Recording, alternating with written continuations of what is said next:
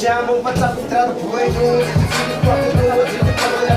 Eu vreau să se viață în zi, am făcut oară să te plâng cu mama și văzat să plâng cu mine pentru zile. Deci vreau să spun că nu vreau la muncă, vreau să-mi ia șuncă.